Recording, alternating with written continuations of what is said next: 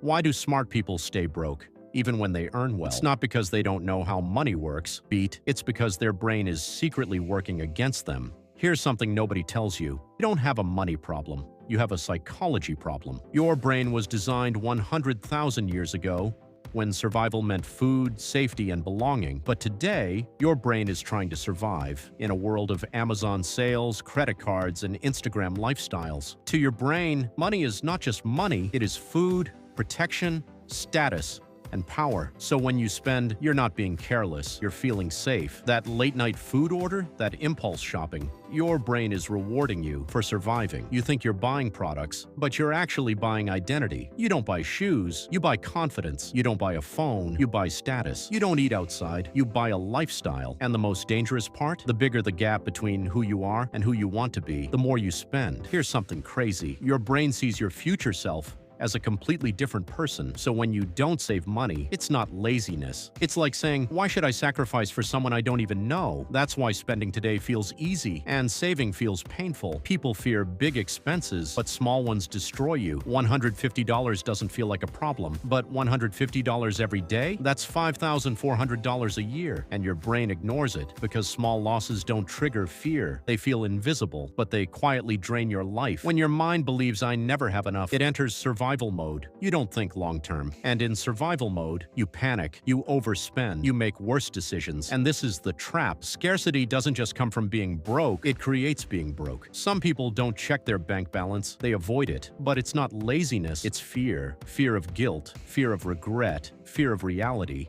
So instead of fixing the problem, they ignore it, and it grows. You're not trying to be rich. You're trying to not feel behind. Your friend buys a car. Suddenly, your bike feels small. Instagram shows luxury. Your life feels average. And your brain hates being less, so it pushes you. Your money habits didn't start today to spend. They started when you were a child. What you saw, what you heard, became your beliefs. Money is hard. Money disappears. Spend before it's gone. And now, you're not managing money. You're replaying your past. You're not bad with money. You were never taught how your mind works. And once you understand this, everything changes. You stop blaming yourself and start designing your be, because wealth is not built by income, it's built by awareness. If you understood this, you're already ahead of 90% of people. Subscribe, because next, I'll show you how to reprogram your money habits